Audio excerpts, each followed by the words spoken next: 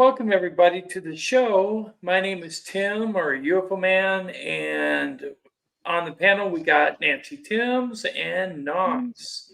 Please welcome them to the panel.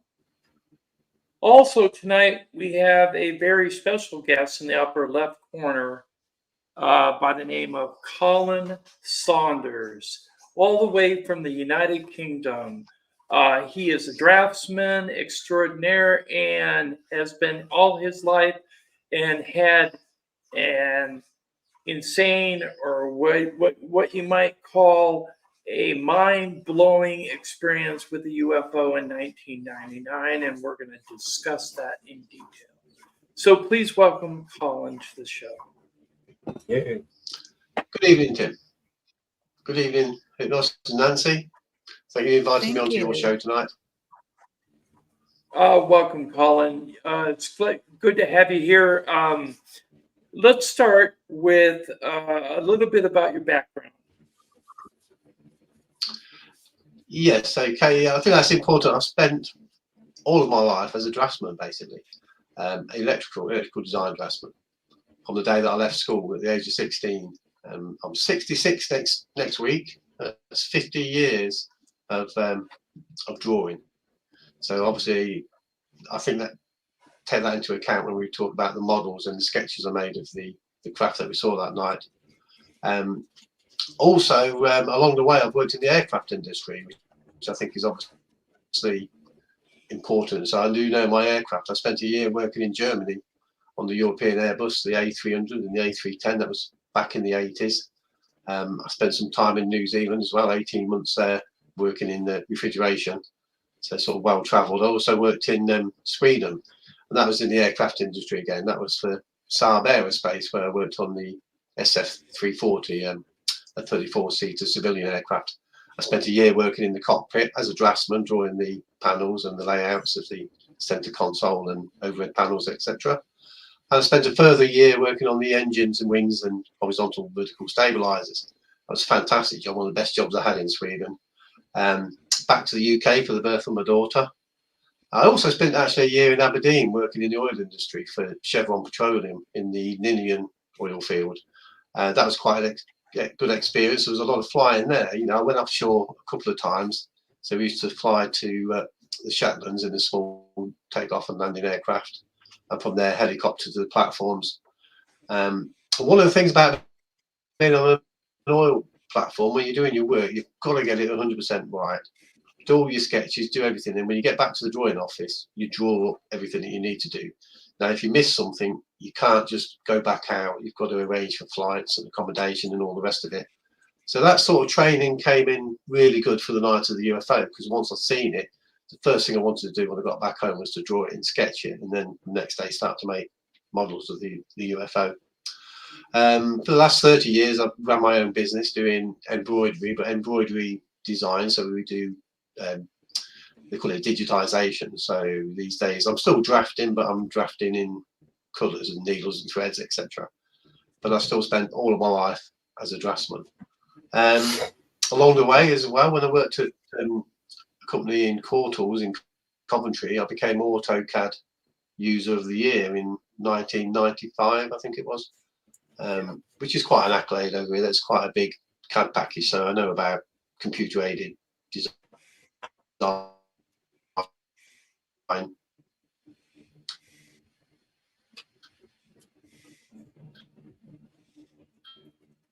We have technical difficulties. Here he is. Yes, unfortunately, I got chicken pox along the way, and that I lost.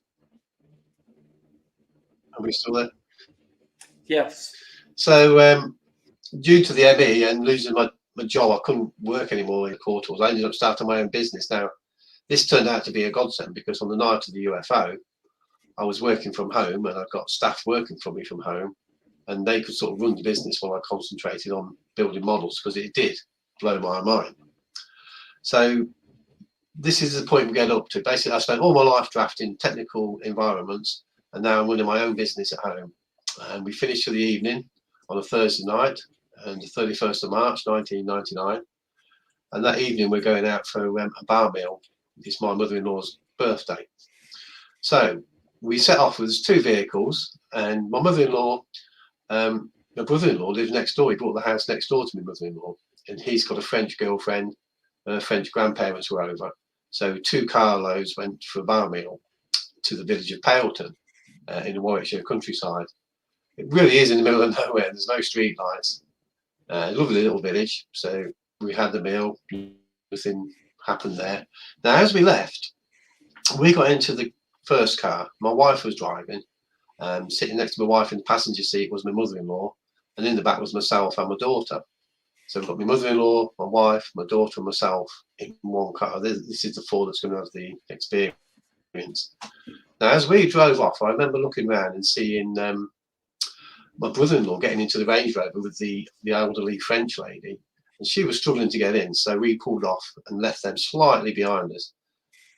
But my brother-in-law, he likes to drive fast, and we assumed he would catch us up on the way back. So we set off ahead, going through the countryside, no street lights whatsoever. We come up to the Foss Way. Now, the Foss Way is an old Roman road, for those of you interested in ley lines. Apparently the Foss Way and the Watling Street, the Romans built these on ley lines. Not far from where we had the experience, only a couple of miles, is where the A5, the Watling Street, crosses the Foss Way. So you've got 2, if you like, 2 ley lines crossing there. Whether that means anything or not, I don't really know. But anyway, as we're driving through the countryside, we come up to the Foss Way. We're just about to turn onto it, and I think it was my wife said, "Oh, we're turning onto the Foss Way now." And my daughter said, "Oh, there's been talk of headless horsemen down here. We'll keep our eyes open." We all laughed and giggled, you know. And as soon as we turned the corner onto the Foss Way, there in front of us, exactly half a mile away, with some red lights hovering by the side of the road, with a bit of red, a bit of white mingled in with them. We were all going, "What on earth's that? Like, there's no lights down here. There's no street lights. There's no buildings. There's absolutely nothing. It's in the middle of nowhere. Pitch blackness, but these lights were so bright. It was incredible." So we talked about it. We were saying it was too many lights for a helicopter, too low for an aeroplane, and we just haven't got a clue what they were. And we drove up next to these lights. Now, I would say they were 100 feet away. I based that on steering my friend's narrowboat around the canals here, which is 70 foot long. So when I say 100 feet, I mean 100 feet. We could hit it with a cricket ball. You know, it wasn't at any distance away at all. You could almost touch it. Although at the moment we're just looking at lights. So we've stopped the car parallel to these lights, which I would say would only be 50 feet off the ground. But there were 4 big red lights in a line, but they were tilted at an angle to the earth. They weren't tilted straight, they were tilted at an angle. But there was also a smaller red light off to one side, which looked like it was burning like a Roman candle. But 4 big red ones on the back and got like crisscross lines on them, a bit like traffic light cones. That's it. They're the ones. So you can see it's tilted at an angle there, the craft, with the 4 lights in a row. So I'm staring at the one first on the right, the highest one, and I can see this crisscross effect on the light. Now, it looked to me like it was an effect of the light coming out, sort of like Newton's law of ring interference, where the peaks and troughs give this effect of a grid pattern. I don't think it was etched into material like a proper traffic light. I think it was an effect of the light coming from the back of this thing. And as I stared at this light, all of a sudden, I noticed the sky was starting to ripple around the lights. And I thought to myself, my word, it's not just lights, there's an actual something around these lights as well. Because for the time being, I just thought there were somehow some balls of light suspended in the sky. But then I realised once the sky started to ripple, they were attached to an object. As soon as I realised that, it just totally decloaked. It was like Star Trek, you know, when the Klingon ship decloaks in front of you. Yeah. As soon as it decloaked, the nose rose in the air like a submarine underwater. It floated up in the most peculiar fashion, like an airship. It's true to say it's that low. If it had tilted from the middle, it would have struck the ground. The rear end would have struck the ground. So the rear end stayed where it was, and the nose floated up in the air like a stallion rearing up in front of you. Now that gave us a view of the top of the craft, and it looked like it was alive. That's it there. Now the dark grey that you can see on there was like liquid mercury flowing up and down the surface with little waves on top of it. They were like I describe it as like a lake of water at night. It's got a breeze on it and the moon shining on it, and the moonlight's catching some of the ripples. That's the effect that was on the surface.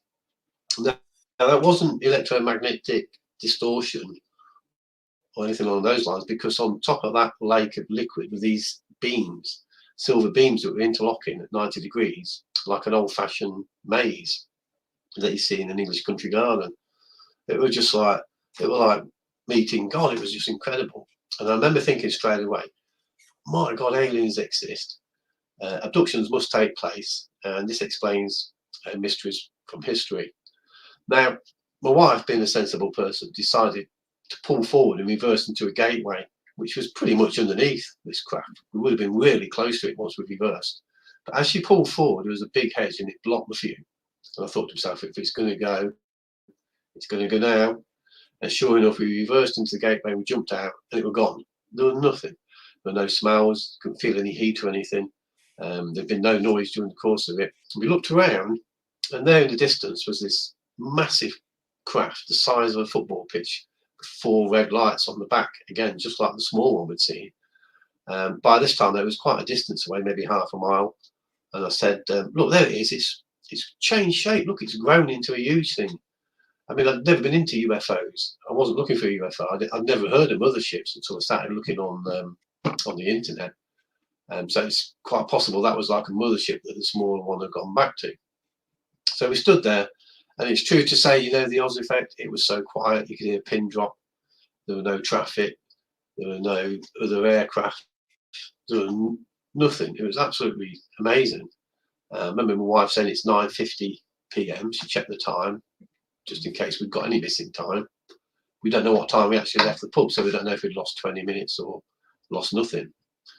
So that was it. We watched this big craft disappear into the distance, got back in the car, and drove my mother-in-law back to her house. And when we got there, lo and behold, there's the Range Rover with the other party of people. Not only are they there, but they've got out of the vehicle and they're inside the house having a cup of tea. Bearing in mind, the old lady struggled to get in and out. And we were just amazed that they got back before us, because we were amazed they didn't see it. And they must have been really close behind us. But we'll talk a little bit more why that may have occurred. It could have quite easily been when we reversed into the gateway, they passed by without seeing us. But if that had been the case, we would have surely have seen the craft, because it was all lit up like a Christmas tree. I know it was half a mile, so I went back the next day and measured the distance. But strange thing was, I don't see how we could have saw it from where we turned the corner to where it was waiting for us. It was like the scenery had changed. Sorry, Tim, you was going to say? I was just going to say, when you said it was as quiet that you could hear. Tim, did you have something to say? Sorry. Yeah, when you said it was as quiet as you could hear a pin drop, did you hear any bugs, birds? No, nothing at all. Absolutely nothing. No birds, no frogs, no animals, no cars, no airplanes, nothing. It just seemed to be like we was in a bit of a bubble for a while. Even my wife, a few weeks later, we drove back the same way to show a friend of ours where we'd seen the craft, or where she didn't see the craft herself, just the lights, because she was the driver. She didn't see it materialise, unfortunately. But even so, she said when she drove back, she thought the scenery was different. She said the same as me. She couldn't see how we could have possibly seen it from where we turned the corner to where it was, and that's always been a bit of a mystery. So obviously what we did then, as soon as we got back, I started drawing the craft. My daughter drew pictures of it. It was just so amazing, like, you know, it just mind-blowing. So those drawings I did on Coral Draw. So once I'd drawn the craft, I decided I'd print them and make a model. So the first model I made, it was with doweling, some wooden doweling in triangular shape. Put the drawings onto it, and it was really, you know, it was good. It gave me an idea of the craft. It wasn't brilliant, but I'd got that in my works vehicle. I was working from home. We were starting to sell a few shirts from embroidery, and I got a little van, and the model was in the van. Now, one night somebody broke into the van on the driveway, and they stole the cassette player out from the dashboard. which was old-fashioned in them days. We want to see these anyway. It seemed a bit pointless. The thing was, when I said to my friend who told me the van light had been broken into, he had a look at it and said it had been professionally broken into. He couldn't understand why somebody would do that on such a cheap van to pinch a cheap cassette player. Now, when I come to look for my model, it had gone. So I realised in the end, whoever took the cassette player also took the model. Now, I might just be being paranoid. It might have found out of the van at some point, but I never did find that model again. And you know what they say about being paranoid? Just because you're paranoid doesn't mean they're not after you. So then I decided to build another model, but this time I made it a bit more sturdy. Again, I used some doweling and I got some plywood, and I spent ages. It was really important to make the corners round. I don't know why, but I was sitting in my shed filing away for ages and ages to get the right shape. And this is the first model that I built. This is the handmade model. I decided to put some LEDs in it and a battery pack. This is really quite exciting. When I built it, it's made me shake, actually. I used to keep it in my briefcase, and every time I took it out, I started to get excited and shake. Now, when the craft materialized, it looked like a diamond shape initially. Now, that is because when you tilt the nose down, if you look at the back of it, you've got the flat triangle. If you tilt the nose down like that, you get the shape of a diamond coming into view. And the little red light that looked like a ball of plasma, like a Roman candle, would be this one here at the front of the craft. So as I was looking at the rear of the craft, that little light was just in view. And it was, like I say, burning away like a Roman candle. So I think those three underneath were probably more like balls of plasma or something. I don't know what the four on the back were like. They weren't flashing on and off like this. They were on all the time, but they were sort of vibrating really quick in a sort of digital fashion. Now, also, as we approached the craft, it was tilted towards us. Now, I think the reason it did that was to show more of the lights to us. If it was flat, you wouldn't see the lights underneath so much. So as it tilted up, as we drove towards it, it was the most amazing light show you could ever see. This is why I believe it was a bit of an ambush, because that thing was waiting for us, and there were no craft there. It was just all these lights, all intermingled with a white light as well, which must have been the one in the centre. And it wasn't until we drove underneath it and stopped the car that actually materialised and became a solid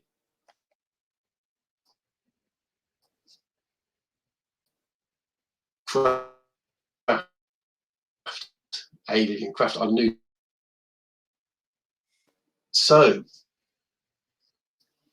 what happened next? Somebody saying there was any telepathy communication. Yes, there was, Polly, and we'll get around to that in a bit. Actually, that's a good question. Armed with that model, I went on television and I did a few presentations, etc. Can you really show us the involved large in the UFO model? world. Came over to America, went to a conference in Laughlin in Nevada. Met a lot of interesting people along the way, which we can we'll touch on shortly. Hopefully we're still connected. Can you show us the large model again?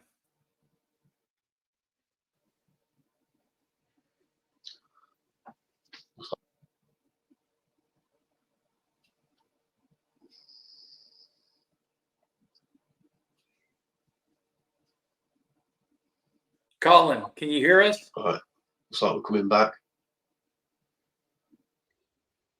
Yes, I can hear you again. Yes.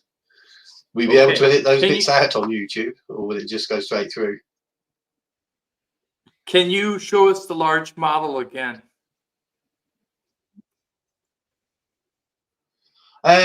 Yes. So what happened next? After building my own models, a friend of mine bought himself a 3D printer, and he came around and says, "I want to print your UFO." So I thought, great. And this was the first model that he produced. So here it is. Now the beauty of this is you can actually see the lines are raised up off the surface on this one. Okay. But I mean, it's really good. It shows the central white core that the craft had, and the top and the bottom of the craft rolled onto it. a bit like pastry on the edge of a pie, or a bit like a hovercraft skin, top and bottom, onto a central white core. Now, the only thing about this model, it wasn't full colour and didn't show the silver beams on the liquid surface. So I came up with the idea that if we sold some of these on eBay, if I sold enough for my friend and gave him all the money, would he make me a large one? And he agreed, yes. So this is the large one. This is the final model. This is the one that my friend John Mills built for me. Now, if we can get it into the right light, you can see, there we go. We've got like the liquid looking surface. And on top of the liquid looking surface, we've then got these silver interlocking beams. We've got the 4 red lights at the back. Switch those on if we can, I don't know if you'll be able to see them. The batteries are going down a bit, I think. And then the bottom based on the Belgium sighting. And then this is an important bit, the central white core with the top and bottom rolled over like skins onto this central core that kept all of the craft together. So what happened along the way, I met quite a lot of interesting people. I met Bud Hopkins, Stanton Freeman, Dr. Roger Lear when he was alive, bless him, and Stephen Greer. I met all these people in the UK and showed them the model. So I think at this point we'll go back to the sighting. Now, for the first 20 years of this, I've talked about what I've just talked about now, which is the nuts and bolts of the sighting. But what I didn't talk about was the strange thing that took place. It only seemed to happen to me. So if we go back to the night of the sighting, this is what occurred. As the craft was tilted like this and came up, as it rose up just like this, all of a sudden, it was like somebody had put binoculars in front of my eyes, because I could see the interlocking lines about this close, like I was right next to them. And next, I got a view of the nose like this, and it was amazing how it had been manufactured, but it was so close I couldn't see any of the beams on the surface anymore. I could only see the nose. And then a third view, the side view, showing the top and the bottom rolled onto a central section. Now, without those views, I wouldn't have been able to build such an accurate scale model.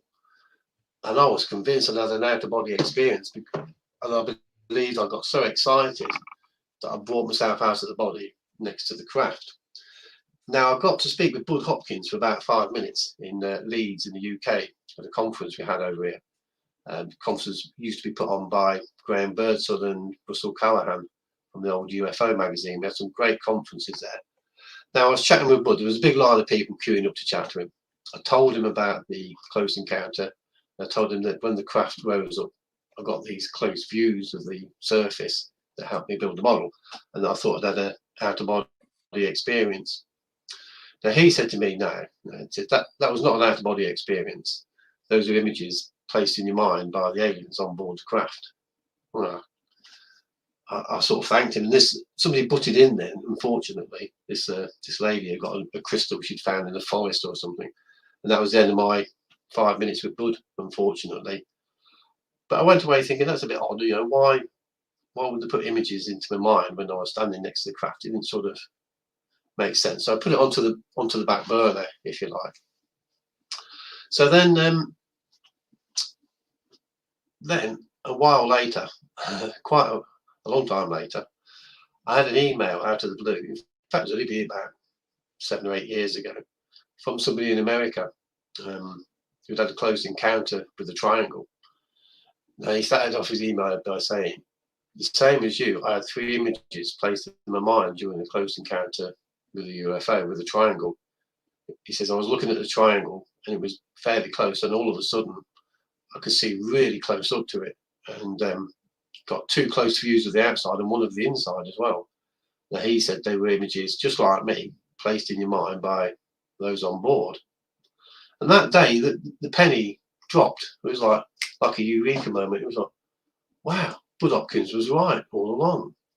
I've been reading lots about telepathy. I've been reading a lot of David Jacobs' work with abductees. And telepathy, I always thought, would be words inside your mind. You'd have a conversation with somebody without opening your lips. But telepathy can be images. I mean, a picture paints 1,000 words.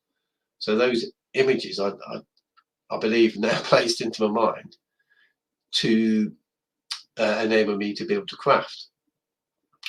Now, what happened as well, after the close encounter, only myself, not the other occupants of the car, started to have other paranormal experiences. I started to see other lights in the sky and other things on the ground as well. So I started making a list of them with the dates because it was happening so frequently. I've listed all those in the book that I've written. But to tell you one of them, because it just sounds crazy, and bearing in mind I spent all my life as an engineer, this whole subject's blowing my mind. So I'm fishing down at the river, enjoying myself. I'm in a competition actually on the River Soar, and I hear some footsteps coming across the field towards me. It sounds like 2 people, 4 footsteps. So I climbed up the riverbank to make sure they could see I'm there, because I know people go shooting down there. They didn't want farm workers shooting me. So I climbed up onto the riverbank, and lo and behold, these footsteps were continuing, but there was nobody there. And it was walking towards me, and I started to really worry about this. I thought it was a big cat, because we do know people have released big cats in the UK. And I'm standing there thinking that's what it is. I took a big spike that I used for my umbrella to protect myself with. But whatever it was invisible, and it walked right in front of me from left to right. And as it walked away, I thought to myself, this is not here. This is nothing to worry about. This is paranormal. Once I took that on board, I actually calmed down. I think I'd rather have a paranormal experience than a big hungry cat. And I stood there, and that's when I thought, Tim, if you can hear me, if you're still there, that's when I thought that this craft, it was all coming from the craft, everything I was experiencing, which has got to mean that this craft is dimensional rather than extraterrestrial. If it had been extraterrestrial and it had gone away again, why was I having all these weird paranormal experiences that seem to be things from the other side, if you like? So obviously that was the point, that was the turning point. I decided that it was dimensional what I was experiencing. And the reason the other 3 people in the car were not having these experiences is because they didn't receive the telepathy from the craft or the occupants of the craft. Now I say the craft because it did look organic, it looked like it was alive, and it was clearly manufactured. But when it rose up in front of it, it looked to be alive, and maybe it was some sort of advanced artificial intelligence, I don't know. But certainly 3 images were placed in my mind that night, and I put that down to the subsequent paranormal activity that I experienced after the event, but not from before. There was nothing that I can remember in all of my life till the age of 40 when I seen the craft, and then onwards. So yeah, and in the end, I wrote a book. I wanted to talk about my experience. I'd been to a conference. I took the model with me and I showed people, and they said, why don't you write a book? And there it is, the triangular UFOs of the United Kingdom by Colin Saunders. I never thought I'd ever write a book. I never thought I'd ever be an author, but I wanted to get my story out there. Now once I put my story in there, my agent was saying there's not enough words for a book, so it's time to put in other people's sightings. Now, over the last 25 years, I spoke to a lot of people, had a lot of emails about triangles they've seen. So I started to include those in the book with their permission. And then I asked other people on social media if they could get in touch if they had any encounters with triangles. But also, what I was doing then, every time I was chatting to somebody, I asked them then if they had any other paranormal experiences, and not just the UFO. And more people were saying yes than no. So they've got a word for it now, like the hitchhiker effect. You have an experience and then you go on to have other experiences. But what I was finding was that all people seem to have experiences when they're young, and they carry on having experiences, and it culminates in a close encounter with a UFO. For me, I seem to have gone backwards. I've gone the other way. I've had no other experiences had the big one, which blew my mind, and then had other experiences afterwards of a lesser nature, but still extremely interesting. So that's where the book came from. Now I've got 130 different accounts of triangle sightings in the book, and as I touched on before, no two are the same. You know, so people say, is this triangle military? Is it built by the USA? Is it the TR-3B or the Aurora? Well, if you look at the F-117 and the B-2, they didn't make many of those. They only made like about 100 or so of each of those, and they're pretty much exactly the same. And they have to be, because you need a maintenance crew, you need spare parts, you need to keep these things flying wherever you are in the world.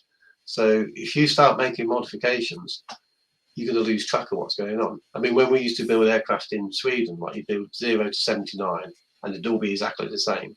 Then from 79 to 150, you would put new modifications in, but all those craft would be exactly the same. So somebody said, how do we know this is not reverse tech? Well, it could be, but what have they reversed it from? They reversed it from alien technology, not from human technology. I know the one we seen that night was not of this world, I can tell that, especially because of the other things that occurred afterwards. I'm not saying we haven't back engineered these craft, but like I was saying, if you're going to build a craft like a TR-3B, for instance, if they have built one, they're not going to build the next one half the size and the next one 3/4 the size, and have different lights, different configurations, different pipe works, etc. They're all going to be the same. So I've only touched on a small amount of these sightings in one country, the United Kingdom, 130 sightings. So there's got to be, you know, if you really dig into it, it's going to be thousands. That's just in our small little country. Now, the rest of Europe, I know they all have their triangles. Poland, Belgium, Germany, they're all seeing these things. So if you take it worldwide, who's manufacturing these things? If it's man-made, we'd have more information about it. It doesn't make sense for it to be man-made. I mean, if you think about the Model T Ford when they made them, you could have any colour as long as it was black, and they were all the same. They built millions of them. That's how you manufacture on these on Earth. So I don't believe all of these triangles are man-made. One or two of them may well be. I'm not saying that,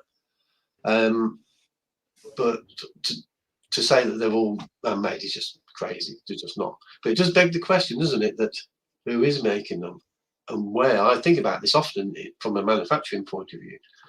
If you could see where they're coming from in this other dimension, how do they manufacture these things? Who's making them? Who gets to fly them? Who gets to stay at home? Who comes up with the ideas of them? How do they build them?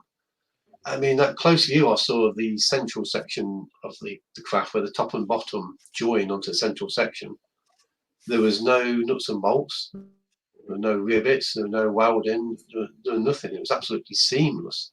The way it had been put together, I've never seen anything manufactured like that. It was just incredible, absolutely precision stuff.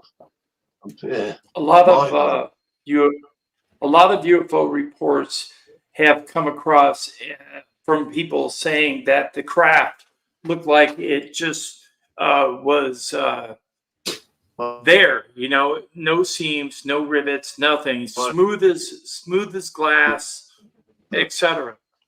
The other thing I've learned from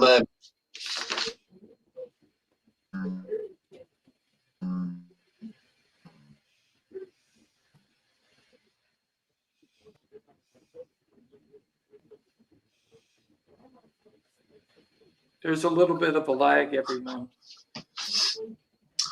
looks like we're back. There we go. Yes, yeah. Looks like we're back up and running again now. Yep. Thank you. Okay. Again, going back to the book, one of the things I learned from it, I mean, I was under the impression the triangles, generally speaking, are black or dark grey. But I've gone through the list of some interesting relations. For instance, the colours of the triangle. You've got your grey and black, but we've also got orange, silver, gold, white, blue, dark brown, and green triangles being reported, being sighted. And the lights, normally they're red and white. The centre one can be either red or white, and the three-corner ones can vary as well between red and white, depending on the operation they're doing, I guess. but also green, blue, yellow, orange, bronze, purple, and pinkish orange have been spotted on triangles, and quite often as well the white beam coming from the centre down like a searchlight looking for something like the odd cow or abductee. Noise, very little noise. I mean, we heard nothing over the noise of our car engine, but people who have been able to hear a noise describe it as a dull hum, a low hum like a transformer, or a buzzing, droning noise. Somebody suggests it's sucking like a vacuum cleaner. Size again varies from like a yard across to football pitch size and everything in between. You know, I'm not sure if these things possibly change the size themselves. You know what I mean? You hear so many strange stories. There is an interesting thing. I came up with a theory having watched a video on quantum levitation, and they do that by producing superconductors. So one theory I had, because you often see beams on triangles. People describe them as being like the back of a refrigerator, covered in refrigerator pipes. And if you look on the internet, I've got some joining me book from Michael Schrack of a triangle covered in pipe work that looks like the back of a fridge. So this is a theory I came up with. The liquid that you can see on the surface is something like liquid nitrogen, for instance. These beams not only are on the surface, but actually protrude through the surface into the liquid themselves. So all of these beams then become supercooled, become superconductors, including the beams on the bottom. And once you've got superconductors, you've got quantum levitation. And then you've got the anti-gravity. The craft would just sit there in its own gravitational field against the Earth's gravitational field. There's videos on the internet about that subject, quantum levitation, and you can see little bits of metal. And the other thing was, you know, when the craft materialized, these bottom two wingtips here, little fluffy white clouds appeared around them. Now, bear in mind the nose was down as well, and then this one at the front here was also covered in vapor. So I looked at the Roman candle type effect. I could see like a mist around it. Now that must have been condensation as the craft was materializing. So it's on all three corners. Now, as the nose rose in the air, it must have left the vaporization behind because this nose was clear. And I guess, although I wasn't concentrated on these two corners, there may still have been a bit of fluffy white cloud on there. But the size of it, the cloud would be about the size of my hand there. That would be about the size of the cloud as it came. So on the film, on the quantum levitation, they show a piece of metal and it's got this mist coming off it. And that's what made me think about the mist coming off this triangle on the corners. It's acting a bit like a heat, I suppose. The craft is so cold and it materializes, and the heat that's going to vaporize will go to the least points of resistance, would be the three corners of the craft. So there's plenty of sketches around of craft with these pipe work on them. So if they've got lots of pipes running all over them, I'm assuming that those pipes contain the liquid, whereas these ones going into liquid. Either way, they're producing superconductors and quantum levitation that may be part of the process. But having said that, I've got a fantastic report in the book here of a guy. Sorry?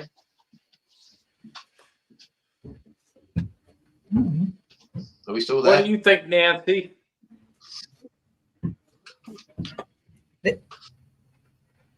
Huh, my computer just did something weird. Okay, we'll go to Nos. Nos, what do you think? Yes. Well, I wanted to start by thanking you for making sure to document your experience, you know, from the engineering perspective, paying attention to the details, and then taking the time to render, you know, the 3D models and stuff. Because that's one of those things that always surprises me when people have these in-person encounters like that. That, like, you know what, you can learn anything on YouTube. You can go on there and learn how to use Unreal Engine to make a 3D model rendering and duplicate your thing. You can learn that in a weekend, right? And so much information and data that could be preserved, is lost because they don't take the time to do that. So, I wanted to thank you for preserving that information and showing people what can happen if they take the time to do that. But I wanted to share. Go ahead. Yeah. No, sorry. I was just going to say I thought it was important to build a model because it makes it more tangible. You can talk to people to the blue in the face and they won't understand what you're on about. But you get the model up and say, here it is. They can visualize exactly what you're talking about. Right. And I had another thought that I wanted to share with you with regard to, the ongoing experiences of other paranormal encounter type stuff that ended up happening after the UFO encounter. Because you understand engineering, you'll know this. Like if you take an iron rod and you slap a big magnet on it, then it transfers that magnetic force. It's capable of experiencing the power that is in the magnet itself. And if you leave that on there for a while and you take it away, that iron rod is still retaining part of that signature, right? And when you have an encounter with the powerful consciousness of, things that understand the reality of the universe, and you're connected to that consciousness even for a moment, you're left with that residual change. Your perspective is changed. The capability of not blocking out the things that people are taught to block out, right? It's just left with that residual capability of perceiving without the same limitations you had before. So kind of like just receiving an attunement, just as a thought to kick around on how that kind of thing could influence.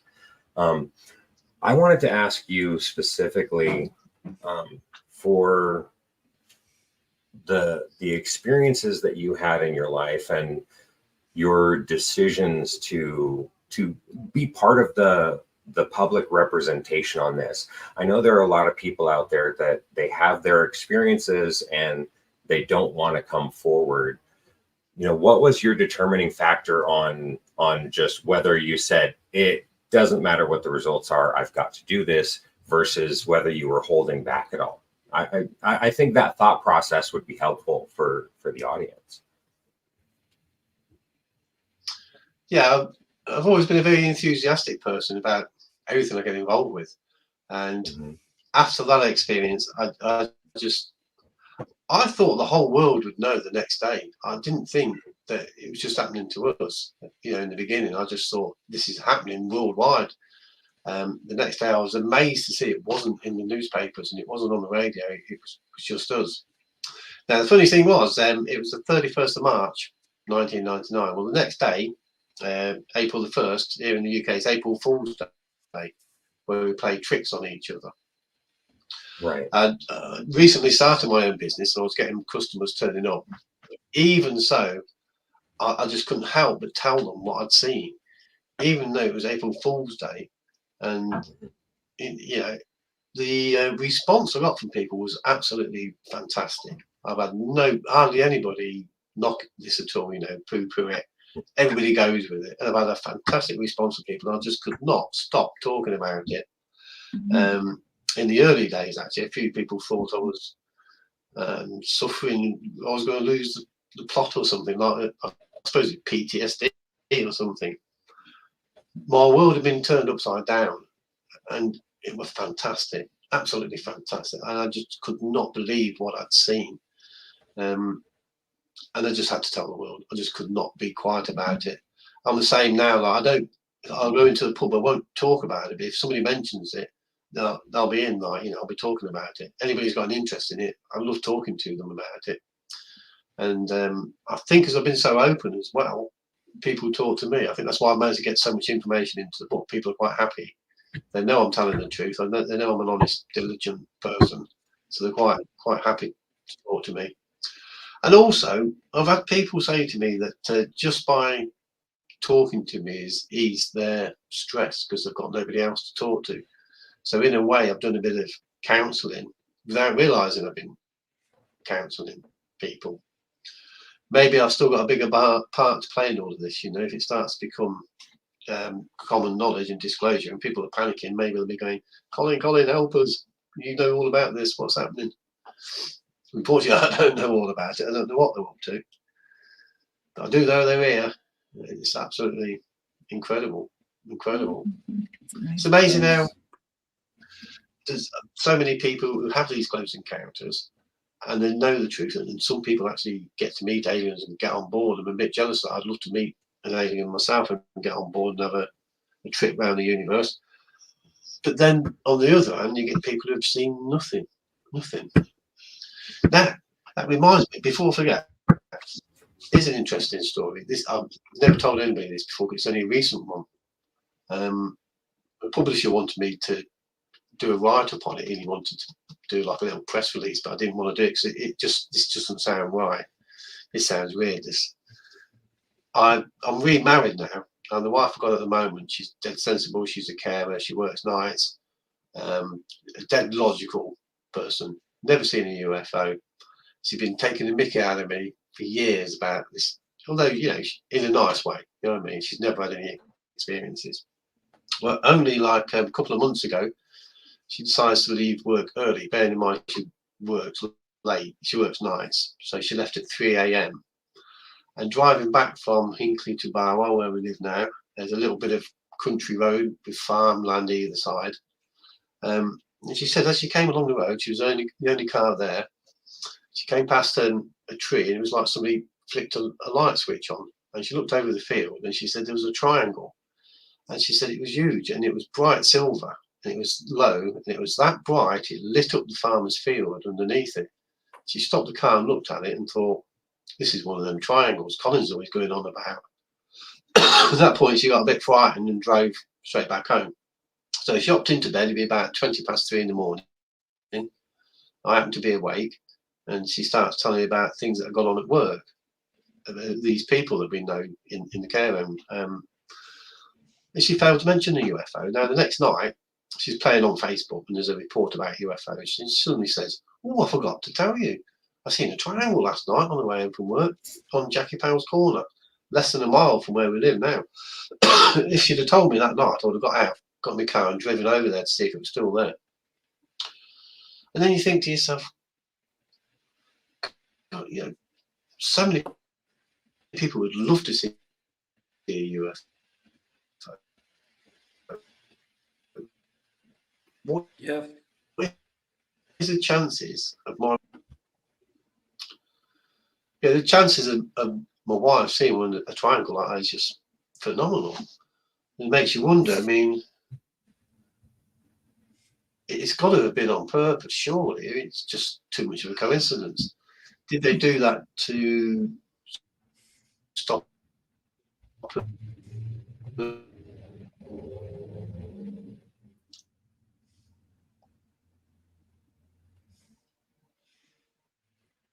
Yeah, I don't know if you should have mentioned that one or not, because it just. I will back. Yeah. Yeah, you're going in and out a lot, but you're back. Okay, can you hear me, Tim? Yes. Oh, good. Yeah. So I was saying I can't believe that my present wife has seen a triangle. The chances of that are just unbelievable. Just what a coincidence.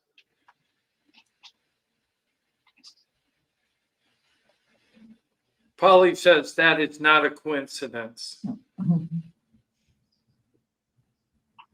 Yeah, it does make me wonder. I think it's very strange.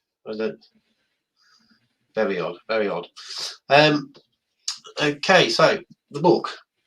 I'll read you a couple of passages, if you don't mind, a couple of sentences. It won't take too long of other people's encounters. Okay. If you're okay with that, Tim? Yes. Hey, Nancy, did you correct your problem? Well, I don't know. I can't see myself, but it says that I'm live and that I'm in the show. So, well, but, your screen is frozen on you smiling, so that's fine. okay. Well, one thing that I wanted to say earlier was that from my experiences, that what it sounds like that he experienced was time stopped. The time literally stopped.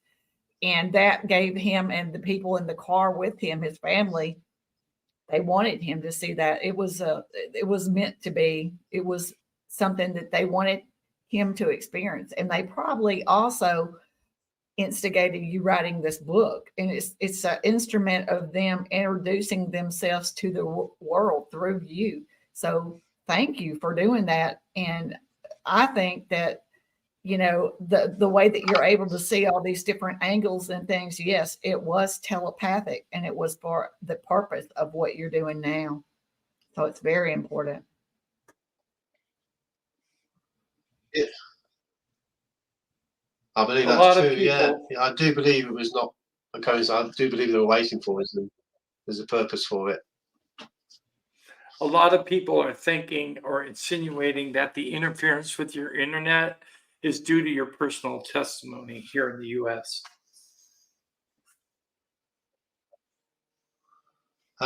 Possibly. I've had problems before when I've been chatting with people in the US. It wouldn't Okay. surprise me. Yeah, because So if you can hear me here okay, I'll just read you a quick bit. yeah, go ahead. Okay. Guy called Charles B. December 2011.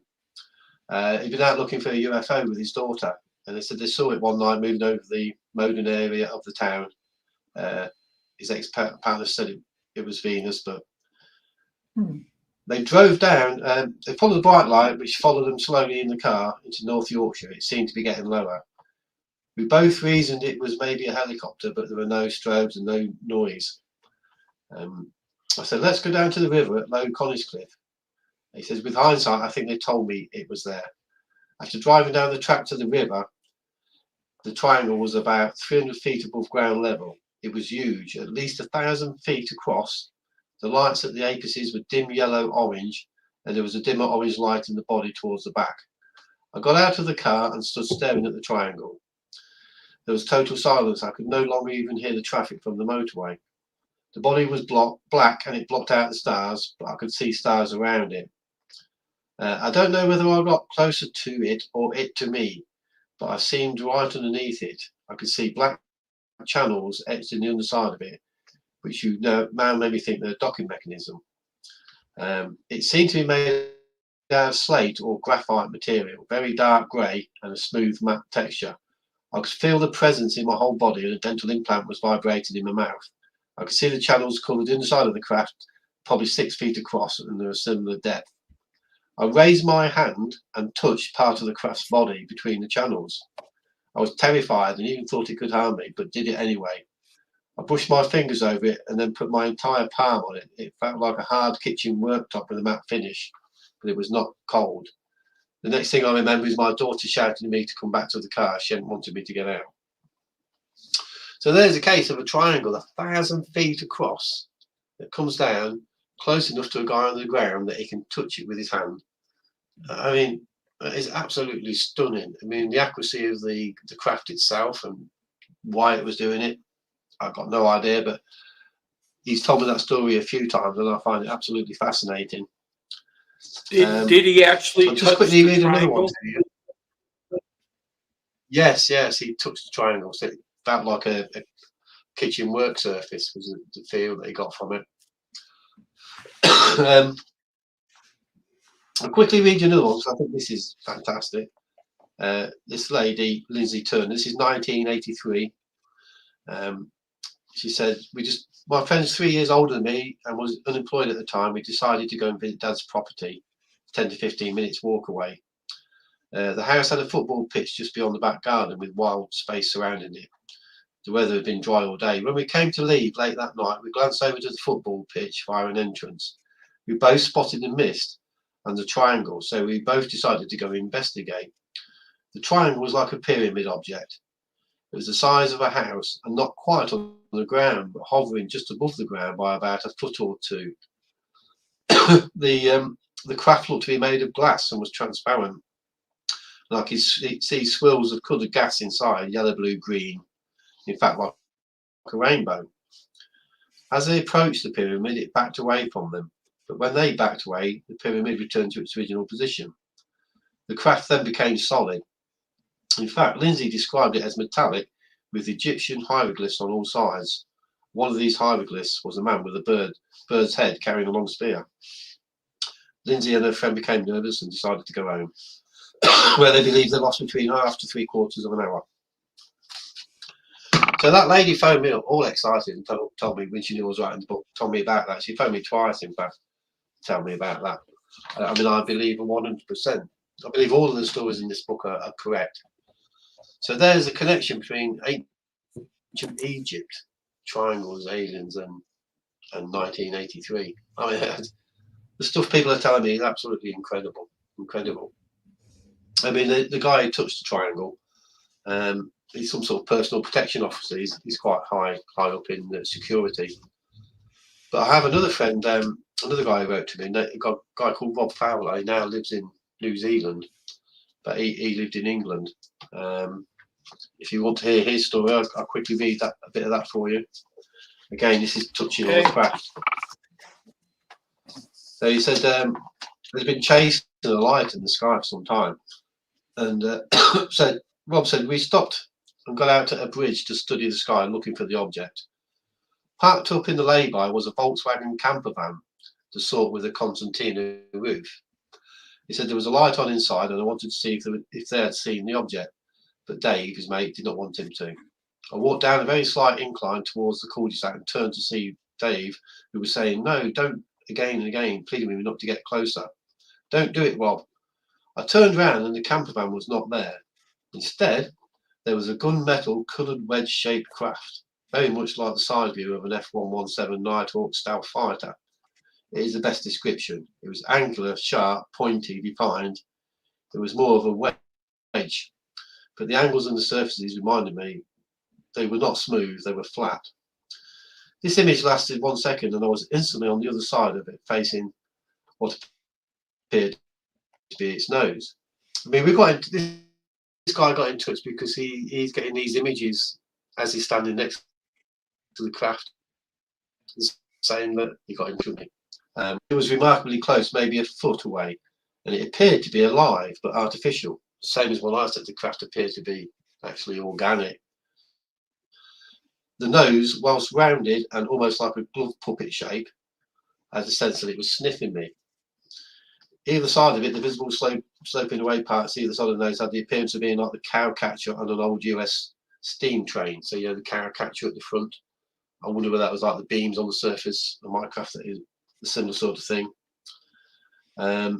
I recall a red element to the nose, but at this point I was unaware of any other surrounds at all. I'm being sniffed by the nose of the hovering craft. Now, the craft's actually hovering, it's not landed, and it's sniffing him. It says the nose is gone, and in front of me a panel that was embossed appearance on the side of something that is now looking like the base of a pyramid. As I reach out my hand, I hear Dave saying, Rob, no. My hand goes into the pattern, which now has a liquid texture, like immersing your hand into a bowl of paint. There is orange lightning and there is a fizz boom, like turning off an old TV. I'm back on the bridge and with Dave, and I say, well, that was very nice. You look up and see 3 white lights disappearing. So, there you go. We have a couple of questions Rob for you. Sort of like telepathic images of a craft that he was standing next to, the F-117, and he got that close that he managed to put his hand inside the liquid. Yeah, and this guy's telling the truth. I spoke to him several times, even from New Zealand. Like, I mean, how these things occur, it's just mind blowing, isn't it? It's absolutely incredible. Yeah, And we do have in my book, sorry. We do have a couple questions sort of for finish. you. Yeah, fire ahead. Go ahead. Okay, I've rabbited on enough. Do we know to what species triangles are related to? It's a question I've been asking for a long time. I've never got a definitive answer. I have heard greys, but greys seem to be everywhere.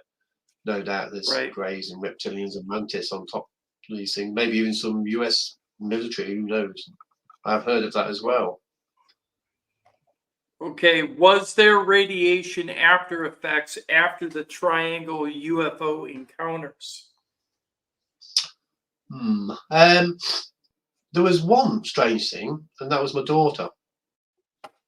The top of her ears, both of her ears bubbled up like a burnt pizza, cheese on top of a burnt pizza. And that was it took about a week or so for that to appear. We never know. Did find out what caused it. It cleared up on its own eventually, but that was the only thing. Although I did have a mark on my arm for a while. It's a bit like a round circle. It took a long time to disappear. And I did read somewhere that somebody else who'd been abducted had got a mark on their arm, but I don't know if that was anything to do with it, to be honest. So I would say basically no, I don't think so, unless my daughter's ears had something to do with it, which is a possibility. I mean, she was 12 at the time. I know she was menstruating as well. My wife told me she was menstruating, so whether they were actually looking for her, you know, and her eggs, I don't know. It's that bit of it could be a bit frightening. Somebody did say that to me, actually. It did scare me a bit. Yeah, it scared me to the point when my daughter was camping out in the garden, you know, as they do with the tent with the friends. And I was not worried about, you know, any drunk that might be wandering around gardens late at night. I was worried about aliens coming to get her as well. So I camped out in the garden myself with her in a separate tent. I was that paranoid at the time about what was going on.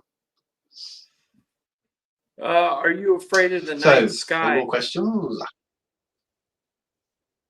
Not at all. No, I sit out watching it often. I even try to go to remote places to see if things can happen. You know, I looked out and I got a laser beam that shone up into the sky. You know, no, I'm not afraid of it. No, not at all. Quite the opposite. Good. It's I only was humans I'm excited frightened as of. well. I was excited as well when I had my close-up UFO sighting with 12 other people. So yes, I understand. Yeah. It's just you're never the same again, are you? After a close encounter like that, once you know the truth, No. everything becomes different. Okay, well, do you have anything else to read?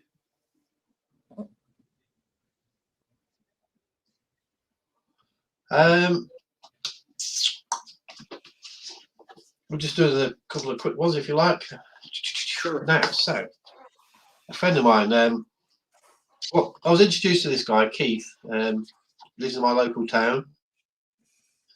I met him in one of the local public houses in Prince of Wales. So I went round his house to interview him. A genuine guy, and this is what he had to say. That's a small distance of about 5 or 6 miles on his motorcycle at around 10:45 to 11 p.m. at night, when I saw what I thought to be a very bright star. But the star caught my attention and made me feel a little uneasy because it seemed way too low and too bright, and was also oversized in comparison to the other stars that night. It also seemed to stay in the rearview mirror for around 3/4 of my journey home. Upon reaching Coventry Road in Hinckley, I remember the star was positioned on my right-hand side and slightly behind me, over my right shoulder. So I slowed down to take a look and saw two much smaller lights, one red and one white, both in the same area as the bright star, but travelling away quite fast from him. I reckon these must have been observation probes that come down initially. So I turned back to look at the road and turned again in the direction of the star, but the two small lights had gone, leaving the bright star on its own. I continued along Coventry Road, where upon reaching the site of Halls and Sons, adjacent to the Transco antenna, that is, Transco is the main gas supplier for the UK, and they've got a huge antenna array out the back with all sorts of dishes and stuff on it. He says, I saw an exceptionally large, dark, triangular-shaped object appear flying from my left. I pulled my bike up and stood astride my motorcycle to take a look at the object.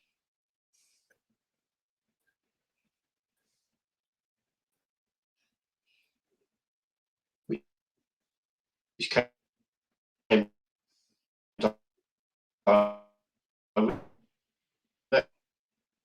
directly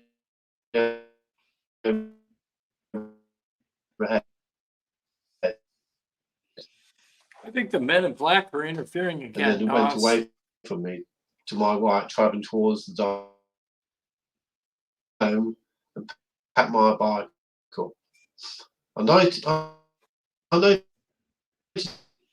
my bedroom clock was showing 1 a.m. to tell them what I had seen and to confirm the time was correct, which it was. I met Keith a few times over the years, and to this day he cannot remember anything about the missing time of approximately 1.5 hours. In these instances, most people would jump to the conclusion of an alien abduction experience, but could it be some sort of time dilation due to the UFO? So there, I've met Keith a few times. Again, it's a genuine story, and he's got 1.5 hours of missing time, but no recollection of being taken. I don't think he was taken. I think he just was there on his bike. The triangle came over, and time was distorted, and off he went home, and he'd lost all that time. So that was another incredible sighting. So just do one more. Well, I might do, if we've got time, I'll give it 2 more actually.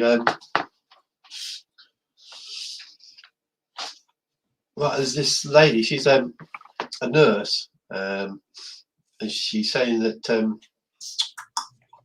she'd seen this triangle. She's saying,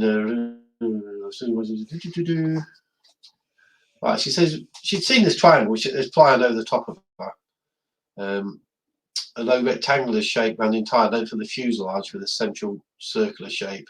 There were lights emitting from each corner, very white, and it was at breakneck speed heading away across Ratby. There was a slight raised area as if it was a cockpit. Stood and watched it moving to the distance. Excited, I got back onto my bike and raced down the hill into Main Street, turning into the plough-in. I used both telephones to ask the air control and the MOD that she'd seen this, and was told there was no flying aircraft in the area at the time. They thanked me and stopped talking about it. Then, this is the bit, she said, my room where she was staying at the hospital overlooked reception, and a driveway sweeping around an island.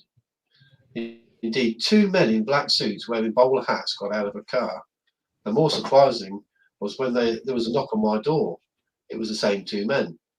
They had been shown to my room, and they introduced themselves as being from the MOD. They asked me to recollect my account, including drawings, as many detailed sketches as I could. They said I should not discuss this with anyone, and that there had been other witnesses over Leicester. I was shocked but felt a little weird, as I'd already put an account in the Hinkley Times newspaper. I didn't tell them that though. I seem to have a natural ability to look up, and there was always an object there, often a plane.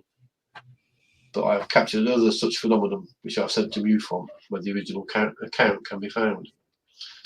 So she's had quite a lot of experiences, and Men in Black turned up to have a chat with her and to tell her not to talk about it in bowler hats as well. Unbelievable. Wow. Unbelievable.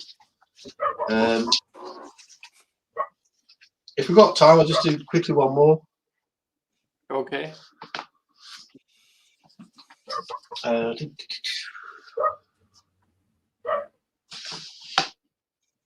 Nancy, are you there? Yeah, I'm here. Okay, You got this a question? You is got the a guy from question? Connecticut. It's the only American site in Yeah. the book.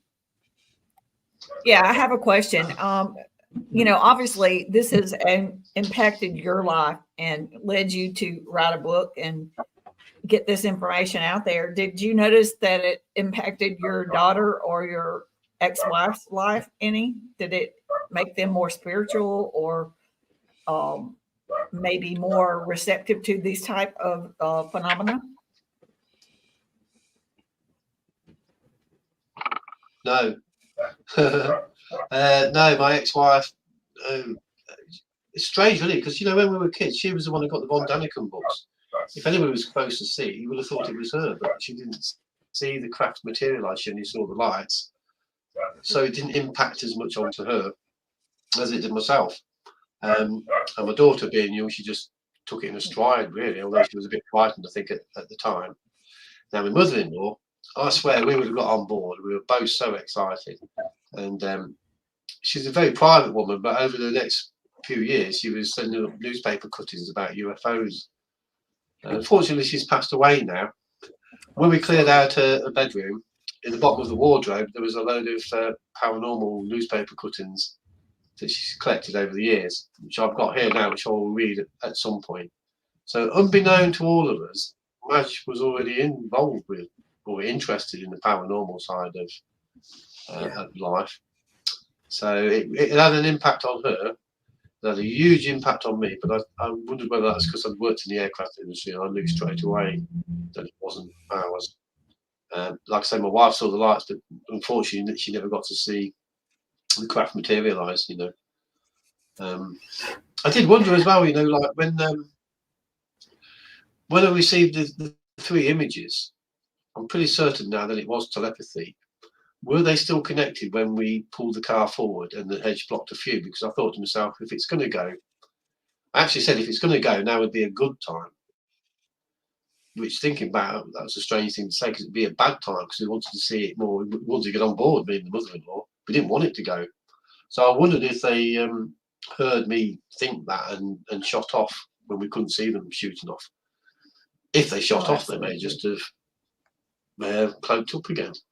Who knows? Turned But off it definitely wasn't there when we got out the car. But there was something.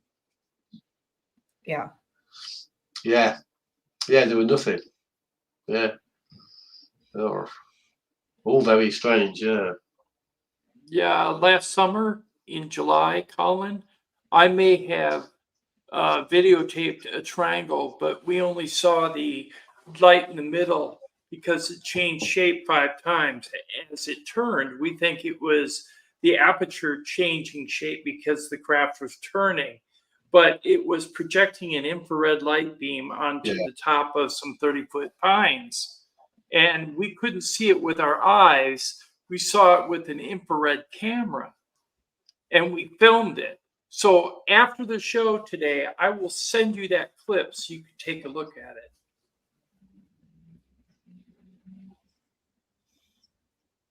Yeah, I'd be interested. I'm interested in anything to do with triangles. I love it, yeah. I'm always looking at triangle posters on the social media. It was Nos who suggested that it was the aperture in the center. Yeah. Well, people always come up with ideas as to what it could be or not be. But I'll wait until I see the film. And, okay, yeah, I'll send it to you. So, what was your close encounter, Tim? Other than what I filmed, what was your close encounter?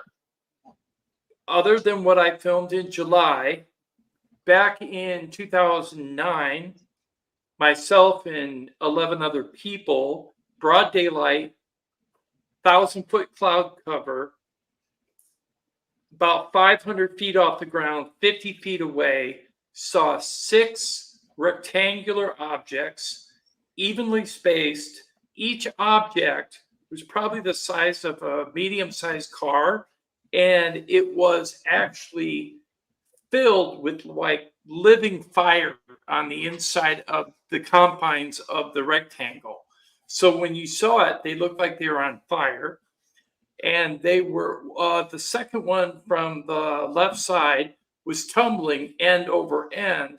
And they kept their distance from each other perfectly in a straight line for 25 minutes. No sound, no smell, and we couldn't film them.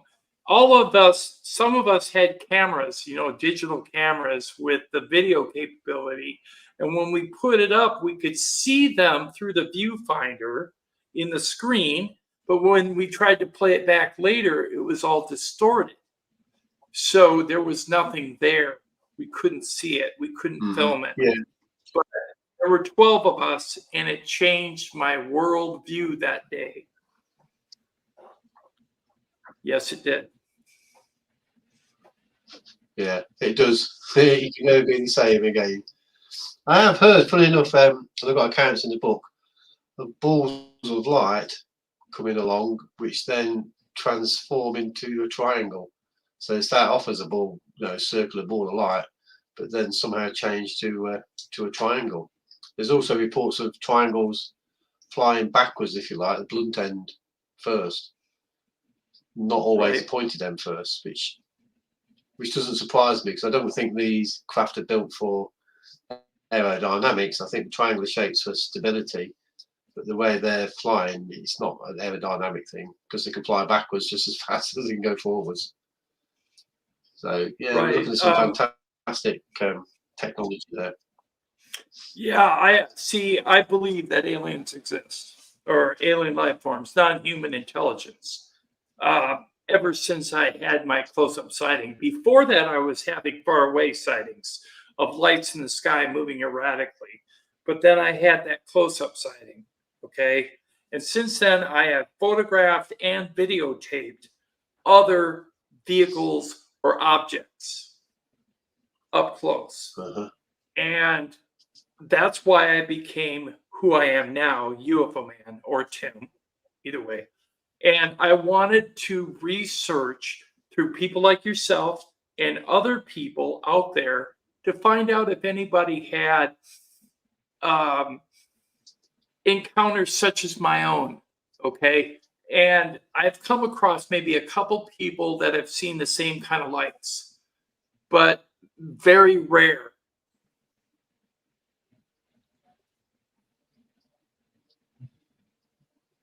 Yeah. I have to say, yeah, one of the strange things about our sighting that was pointed out to me that people don't normally see the top of a triangle because they're flying above you. Everybody always talks about the bottom of a triangle. To actually see the top of a triangle, it's just unusual. And it was quite a fantastic experience as well. I must be very lucky to one of the few people in the world to see the top of one of these things rather than just the bottom all the time. Yeah. I think you were lucky enough to it's see. been quite a roller coaster. I think it was lucky that you saw it, so that you had the training and the skill as a draftsman to make those mock-up models and show the world. Thank you. Yeah, I think without my technical background, I probably wouldn't have took it so far. Yeah, if it had been somebody different, you may never have heard of it. They might have just kept it quiet. But I can't. I've got to tell the world. And I have been doing. Okay, before we do anything else, Colin, could you please let everybody know where you can be found online and where your book can be found?